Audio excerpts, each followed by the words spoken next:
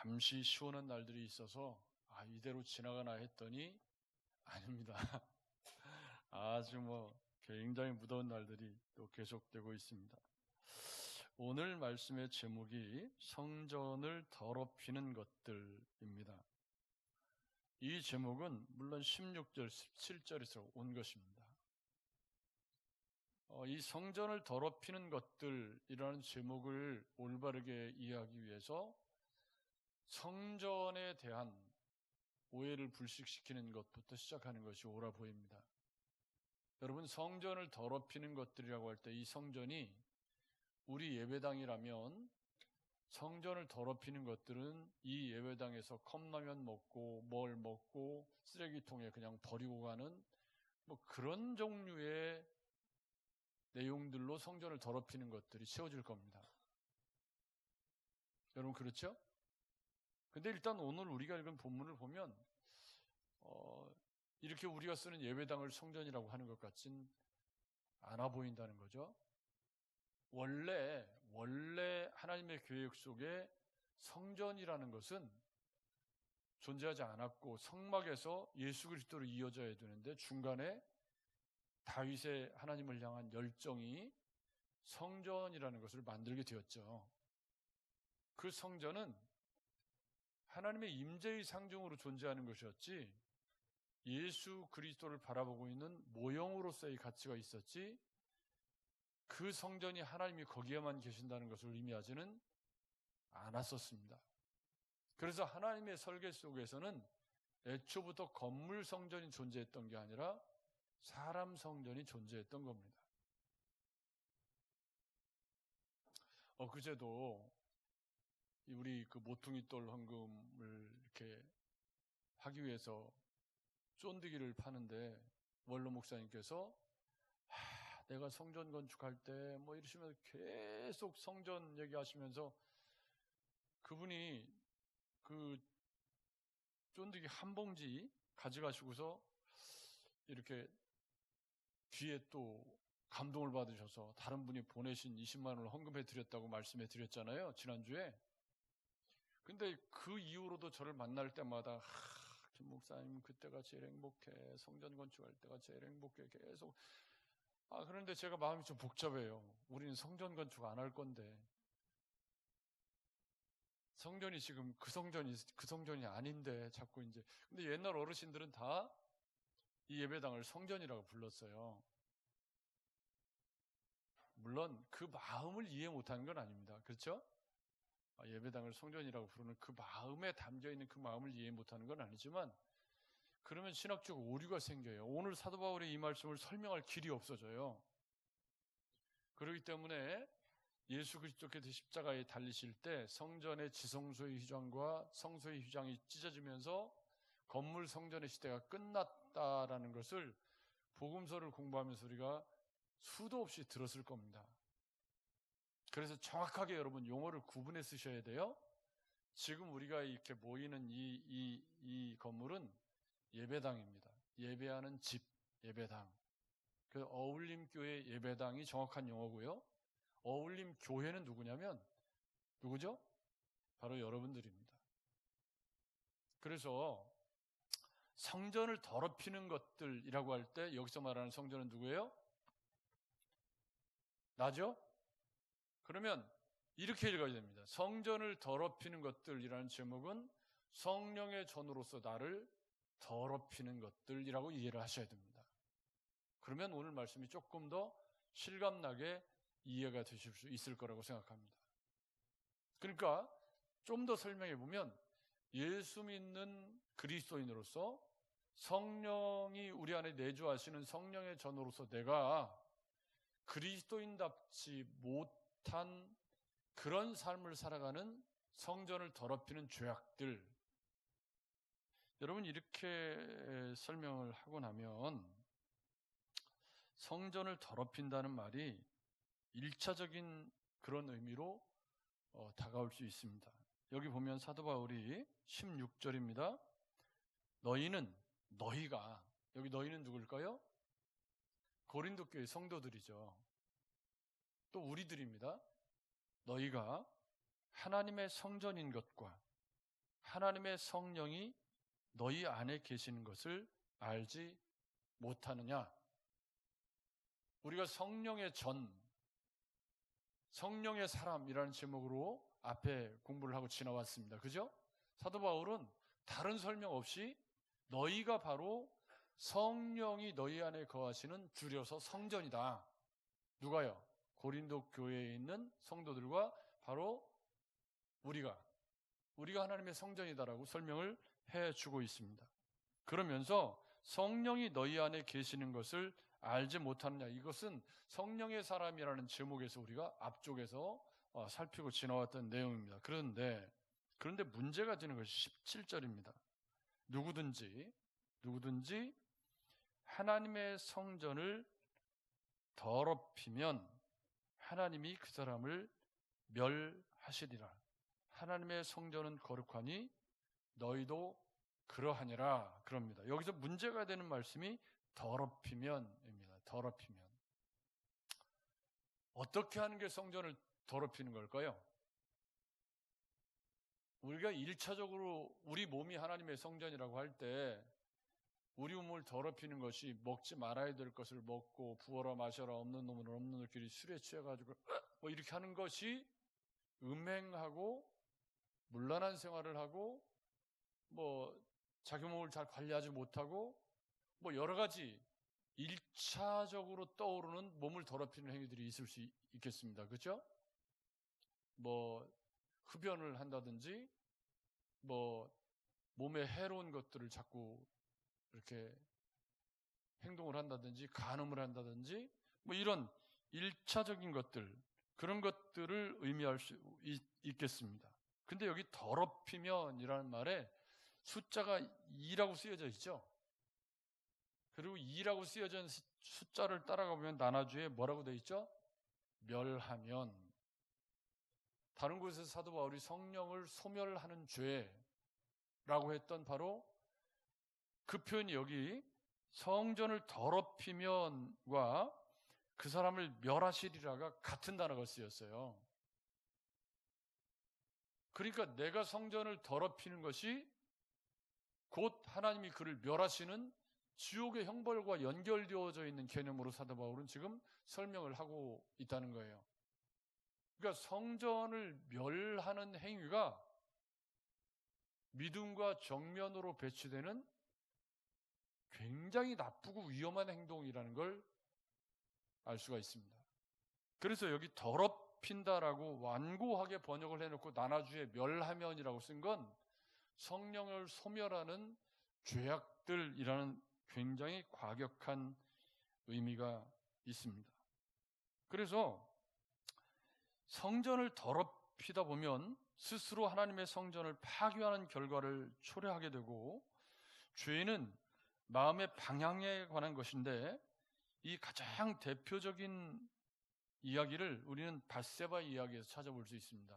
다윗이 밧세바를 보고 음욕을 품고 그 죄가 장성해 가서 우리아를 죽이고 그로 인해서 그 죄가 낳은 씨앗들이 어떻게 자기의 인생을 파괴해 가는가를 아주 원형적인 모습으로 볼 수가 있습니다. 그래서 죄는 우리에게서 구원의 기쁨과 감격을 빼앗아가는데, 이거는 윤리적이고 성품적인 죄악들, 즉 아까 우리가 말한 그런 뭐 원초적이고 본능적인 죄악들도 남들 앞에서 떳떳하지 못한 것들이 성전으로서 우리가 누리는 구원의 즐거움을 빼앗아가는 주범들입니다. 그런데 오늘 성전을 더럽히는 죄악들은 그보다 더 고상한 차원의, 조금 더 은밀하고 조금 더 고상한 얼굴을 하고 있는 죄악들입니다. 어떻게 보면 죄처럼 보이지 않는 경건의 모양을 간직한 더러움. 그래서 누구든지 하나님의 성전을 더럽히면 이 더럽히는 것들의 목록 속에 18절부터 4장 마지막 절까지 우리 성전을 더럽히는 죄악들이 기록이 되어져 있습니다. 여러분, 이 문제들을 조금 더 심도 있게, 우리 속사람을 좀 면밀히 들여다보시면서 내가 내 스스로 하나님의 성령의 전인 성령을 멸하는 잘못된 삶의 방향으로 끌고 가는 부분은 없는가를 면밀히 살피셔서 늘 성령 충만하고 은혜 가운데 거하시는 축복된 신앙생활 되시기를 주님의 이름으로 축복합니다. 자, 그러면 18절에 보면 너희는 아무도 자신을 속이지 말라. 이 자신을 속이는 것 가운데 세 가지가 들어가 있습니다. 첫째는 스스로 지혜롭다고 생각하는 거예요. 근데 여기 뭐가 단서가 붙어 있냐면 이 세상에서 지혜 있는 줄로 생각하거든입니다. 그래서 스스로 지혜 있다고 생각하는데 그 출처가 어디냐면 세상입니다. 정확히 말하면 세상 정신을 교회에 가지고 들어와서 하나님의 성전에서 세상 정신을 담고서 스스로 지혜 있다라고 생각하는 것이 성전을 더럽히는 첫 번째 죄악입니다. 오늘 다음 주 살펴볼 성전을 더럽히는 죄악들을 한 단어로 정리를 하면 교만입니다. 교만. 그래서 4장 뒤쪽에 보면 6절에 교만한 마음을 가지지 말게 하려 함이라 라고 교만이라는 표현이 나오고 있습니다. 그래서 여기 스스로 지혜롭다고 여기는, 그러니까 여기 세상에서 지혜 있는 줄로 생각하여, 이게 무슨 말이냐면 고린도라고 하는 도시가 아덴 옆 동네예요. 키로수로 그렇게 멀지가 않습니다. 그래서 현학적인 토론을 굉장히 좋아하고 웅변술이 발달하고 그래서 아볼로파가 생겨나게 된 거죠. 그래서 십자가의 도는 세상의 지혜로 볼 때 미련한 것인데 거기다가 고상한 포장을 입혀서 고상한 토론을 하는데 거기에 아볼로파, 바울파 하면서 세상의 지혜를 따라 학파를 나누는 것처럼 교회를 그렇게 나누고 있는 그런 지혜를 뭐라고 그래요? 세상의 지혜.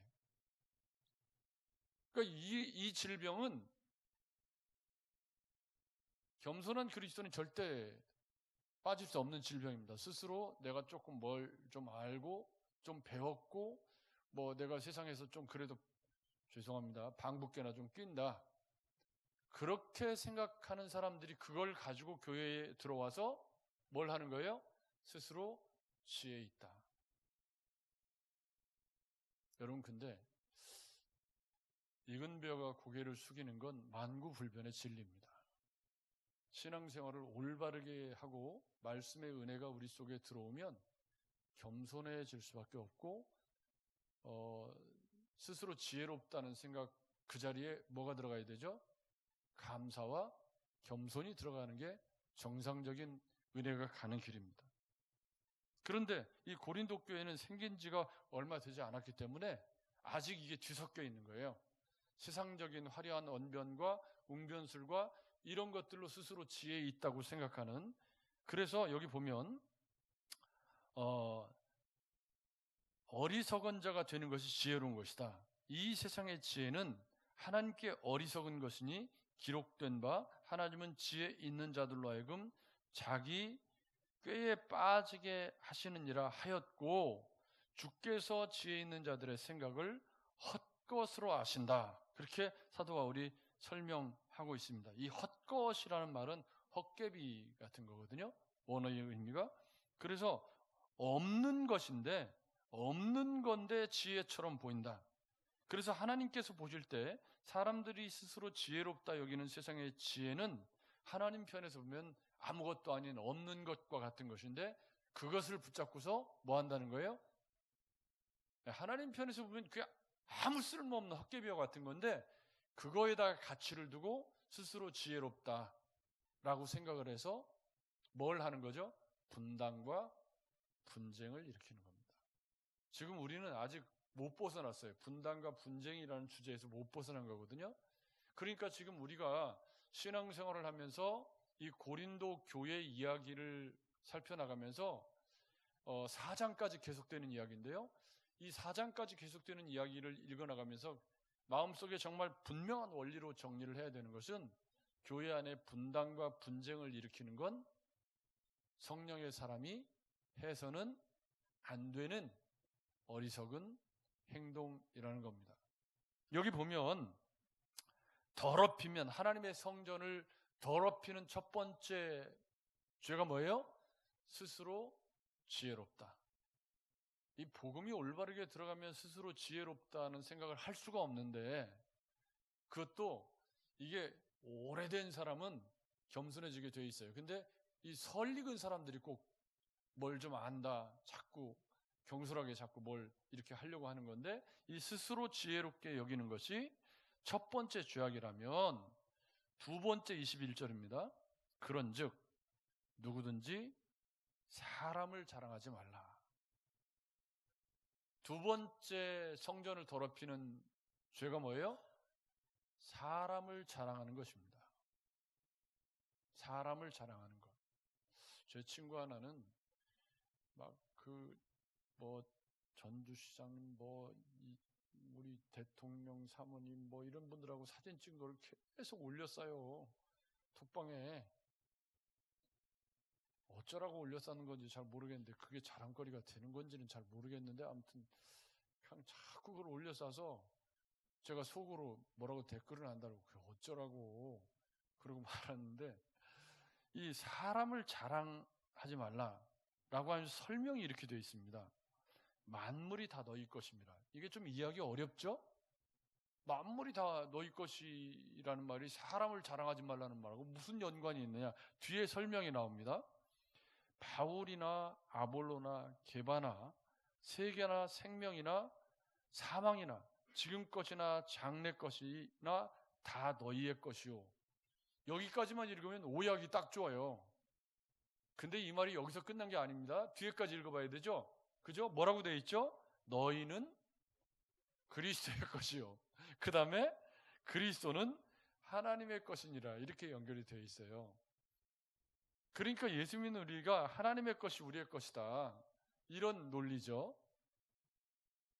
그렇기 때문에 하나님의 것을 가지고 자랑을 해야 했는데, 사람을 자랑하는 건 뭐예요? 이거는 스스로 지혜롭다고 여기는 사람들이 잘못 줄을 선 어리석은 지혜라는 거예요. 사랑하는 여러분, 이게 다 교만하고 연결된 건데, 우리의 성전을 더럽히는 고상한 죄악입니다. 원초적인 죄악이 술 먹고 음주가무하고 이렇게 성적으로 일탈하고 이런 게 원초적인 죄악들이라면, 우리 성전을 더럽히는 원초적인 죄악들이라면, 훨씬 더 고상한 가면을 쓴 죄악들이 스스로 자기를 지혜롭다고 여기면서 나는 아볼로에게 배웠어. 나는 어디 가서 성경 공부했어. 나는 어디 교회 다녀. 누구에게 배웠어. 여러분, 고개들 저를 보십시오. 누구에게 배웠는데 지금 내 삶이 어때요? 어디 가서 어떤 성경 공부를 했는데, 어떤 유명한 분의 문화에서 내가 공부를 했는데 지금 내 삶의 열매가 어때요? 얘기가 그렇게 가야 되죠. 누구에게 배웠으면 그에 합당한 삶의 열매가 내 삶에 주렁주렁 맺혀야 되죠. 그러면 그런 열매가 맺히는 사람은 누구에게 배웠다는 이야기를 하지 않습니다. 왜요? 그 사람들 다 그리스도의 것이니까. 이 논리의 결론이 뭐죠? 너희는 그리스도의 것이요. 그러니까 아볼로나 게바나 뭐나 다 누구의 것이에요?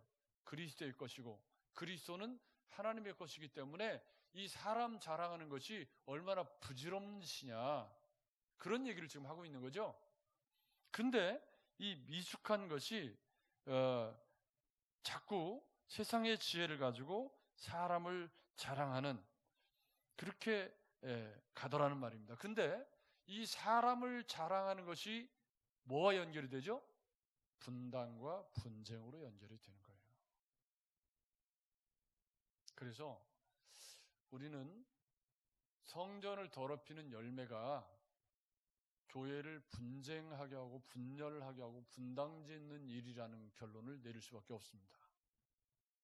이렇게 점검하시면 돼요. 나는 성령의 사람으로서 하나님의 성전으로서 내 삶의 열매가 나와 내 주변 사람들을 화평케 하는 열매를 맺고 있느냐를 평생 점검하고 또 점검해야 된다고 저는 생각합니다.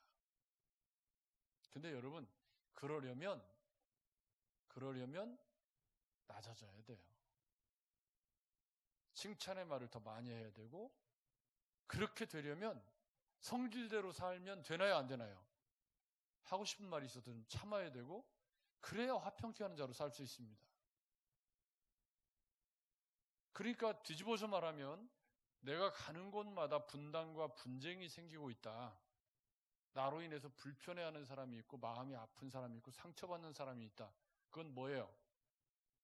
여기 이 사람들처럼 성전을 멸하고 있는 중입니다. 성전을 더럽히고 있는 중이에요. 이 말의 의미는 뭐냐면 그로 인해서 상처를 받는 사람이 누구라는 뜻이에요? 다른 사람을 내가 상처 주고 있지만 제일 상처를 입는 사람이 누구죠?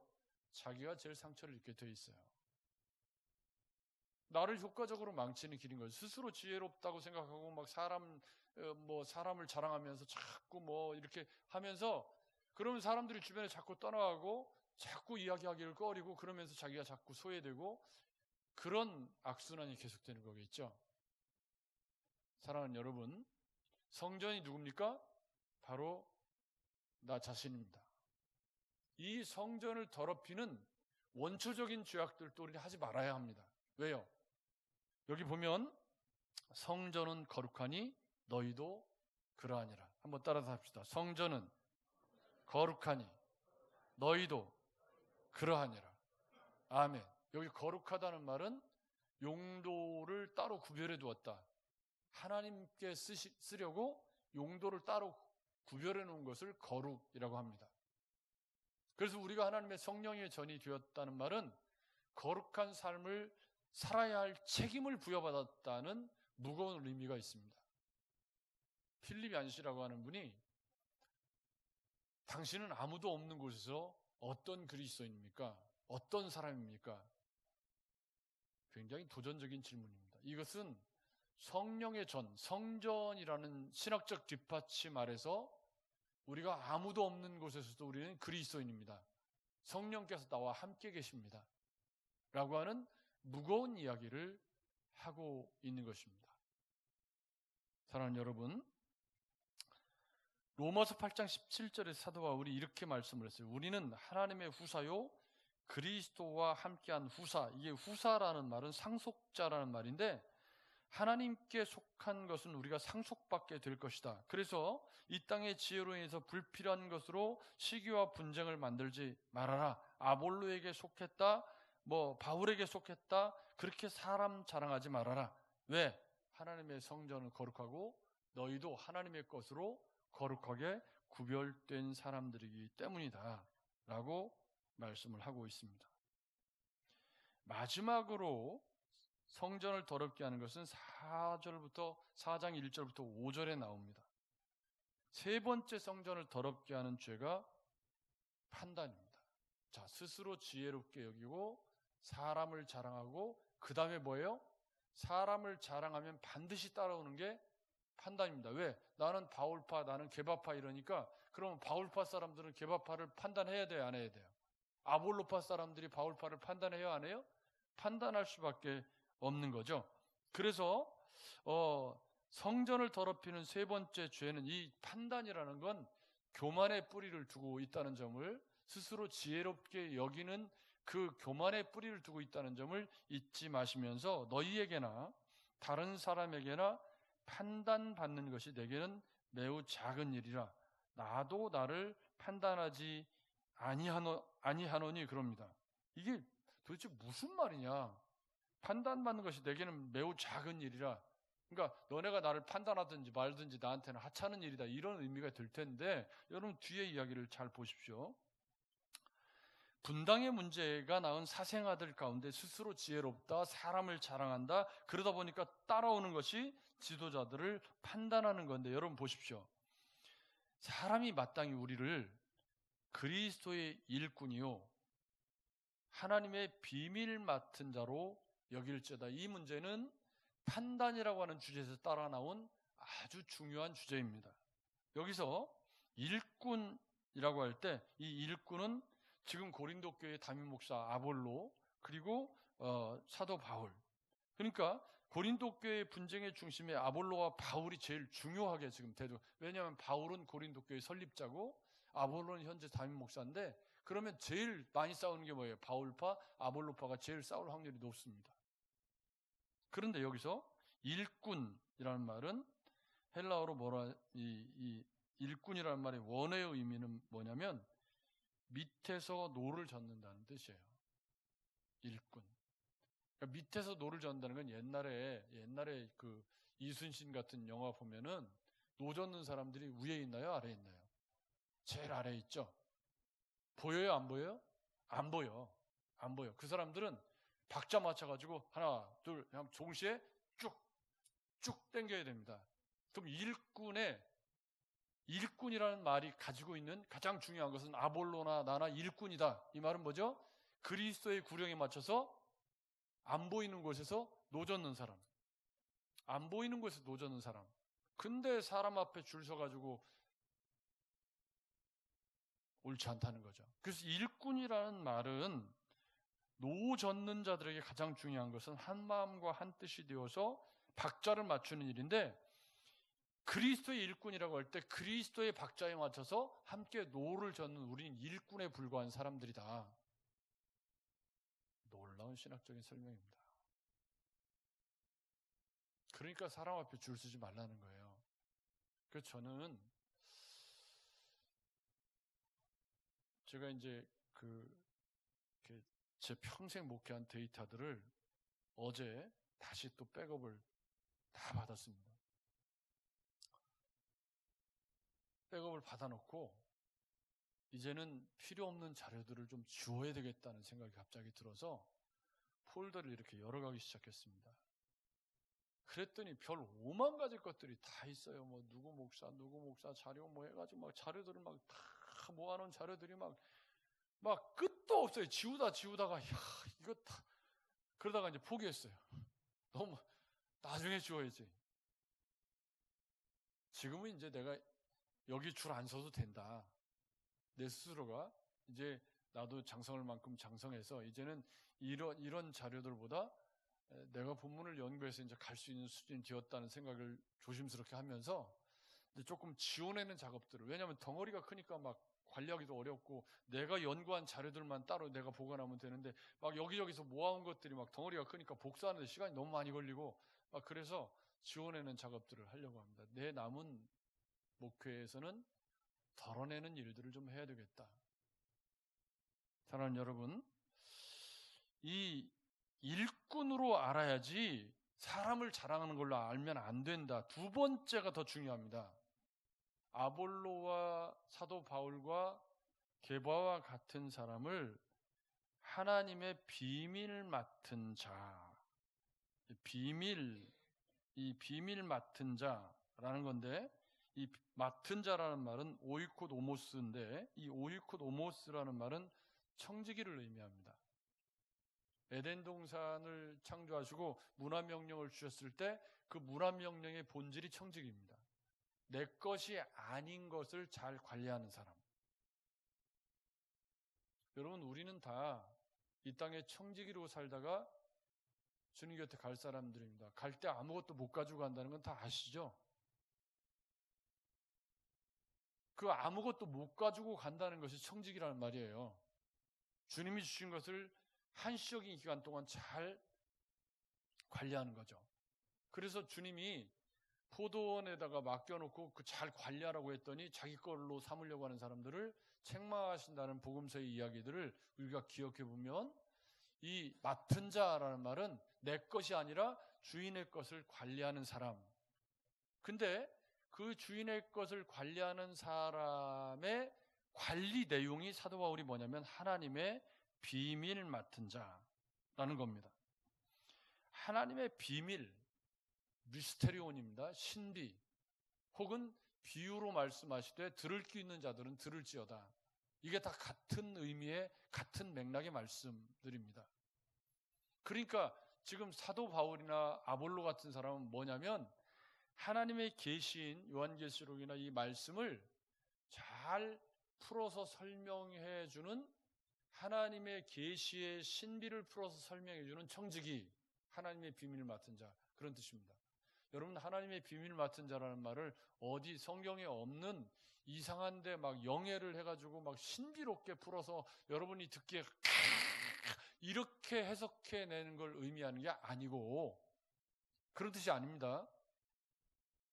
여기 하나님의 비밀 맡은 자라는 말은 성경에 일관되게 편만하게 펼쳐져 있는 들을 귀 있는 자들은 들을지어다에 해당되는 공공연한 비밀, 즉 성령의 사람만이 이해할 수 있는 복음, 이런 뜻이에요. 근데 그 복음을 잘 풀어서 설명해 주는 사람이 누구예요? 일꾼. 하나님의 일꾼. 그러니까 이 말은 무슨 얘기냐면 고린도 교회 성도들이 그 교회의 교역자인 아볼로와 사도 바울을 뭘로 존경해야 된다는 거예요? 하나님의 비밀을 잘 가르쳐 설명해 주는 목회자로 존경하는 거, 오케이, 맞다, 그런 뜻입니다. 여러분 이해가 되셨죠?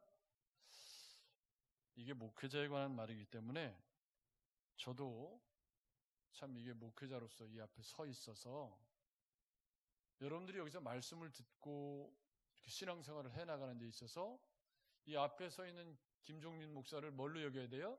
하나님의 비밀 맡은 자로 여기시는 마음이 필요합니다. 그래서 말씀을 들을 때 하나님의 비밀을 잘 풀어서 설명해 주는가가 여러분들의 기준이 되어야 되는데, 마음속에 자꾸 이걸 판단하고 자꾸 비교하고 자꾸 그러면 누가 손해를 보죠?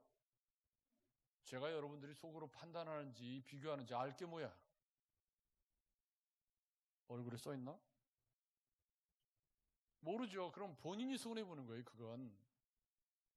저도 이 말씀을 전하기 위해서 얼마나 많이 기도하고 애를 쓰고 최선을 다해서 전하려고 애쓰는지 모릅니다. 그런 수고와 그런 하나님의 비밀을 맡은 자로서의 노고를 여러분이 좀 귀히 여겨주시면 더 좋겠죠. 그게 2절입니다. 맡은 자들에게 구할 것은 충성이니라.